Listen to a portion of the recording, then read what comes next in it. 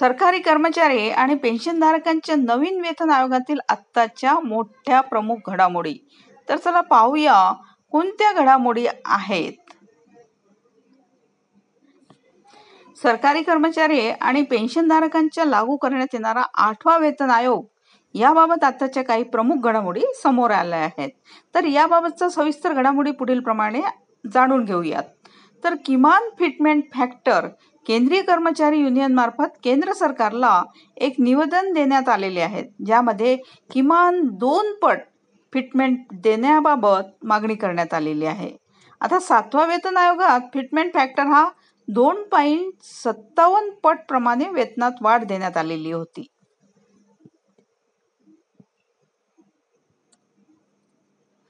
किमान fitment factor व किमान वेतनातील वाढ.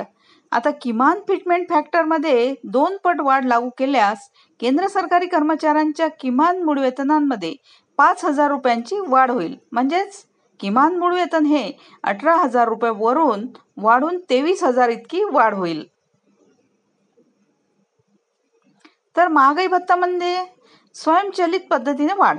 आता महागाई भत्ता वाढ ही केंद्रीय कर्मचारी आणि पेन्शनधारकांना वर्षातून 2 वेळा वाढीव लाभ दिला जातो, परंतु याबाबत सरकारकडून तात्काळ निर्णय घेतला जात नसल्याने कर्मचारी आणि पेन्शनधारकांना वाढीव डीए करिता बराच कालावधीची वाट पाहावी लागते. यामुळे 8व्या वेतन आयोगामध्ये महागाई भत्ता वाढीकरिता कोणत्याही निर्णय किंवा अधिसूचनाची आवश्यकता न भासता ग्राहक निर्देशांकांच्या आधारे निश्चित डीए वाढीचा लाभ स्वयंचलित पद्धतीने लागू करण्याची मागणी करण्यात आलेली. तर वाहन भत्ता. आता सरकारी कर्मचाऱ्यांना वरिष्ठ कार्यालय तसेच इतर कार्यालयीन त्याकरिता भेट द्यावी लागते. त्याकरिता आवश्यक वाहन भत्ता 7व्या वेतन आयोगांमध्ये तरतूद नाही. तर याकरिता 8व्या वेतन आयोगांमध्ये विशेष तरतूद करण्याची मागणी करण्यात आलेली आहे.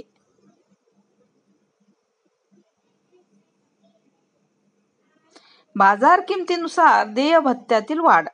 आता केंद्र सरकारी कर्मचाऱ्यांना गणवेश भत्ता, मुलांच्या शिक्षणासाठी विशिष्ट मर्यादित शिक्षण भत्ता, घरभाडे भत्ता तसंच घरभाडे भत्ता देय करण्यात येते. आता सदरचे भत्ते हे कर्मचाऱ्यांच्या मूळ वेतनावर आधारित असते, परंतु हे भत्ते हे मूळ वेतनावर आधारित न करता बाजार किमतीवर अवलंबून असावेत, अशी मागणी करण्यात आलेली आहे.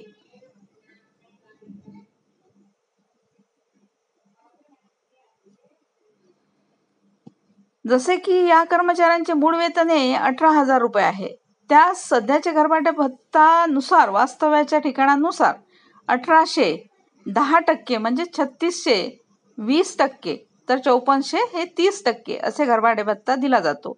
तर एखाद्या अधिकाऱ्यास त्याचे मूळ वेतन 80,000 रुपये आहे, तर इतके असल्यास त्यास 10, 20, 30% नुसार 8,000 रुपये, 16,000 रुपये व 24,000 रुपये इतके घरभाडे भत्ता मिळतो.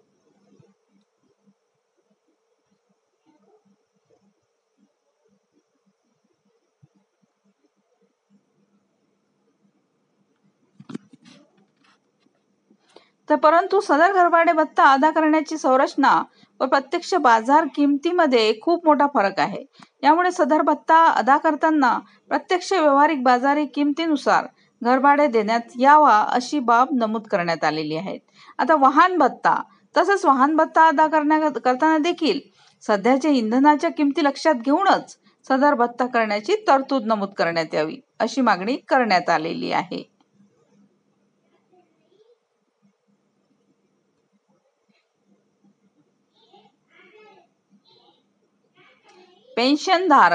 पेन्शनधारकांचे वाढत्या वयानुसार आरोग्याचे मोठे प्रश्न उद्भवत असतात. सदर आरोग्याकरिता प्रश्न विचारात घेऊनच 8व्या वेतन आयोगांमध्ये वाढ करण्याची मागणी केली जात आहे. तसेच पेन्शनधारकांना आरोग्याच्या सुविधा प्राप्तीकरिता वैद्यकीय खर्च प्रतिपूर्ती देण्याची मागणी केली जात आहे. तसेच दरमहा वेळेवर पेन्शन दिली जावी, तसेच पेन्शन रक्कम काढण्यासाठी ATM, ऑनलाईन बँकिंग सारख्या सुविधा उपलब्ध करून देण्याची मागणी करण्यात आलेली आहे.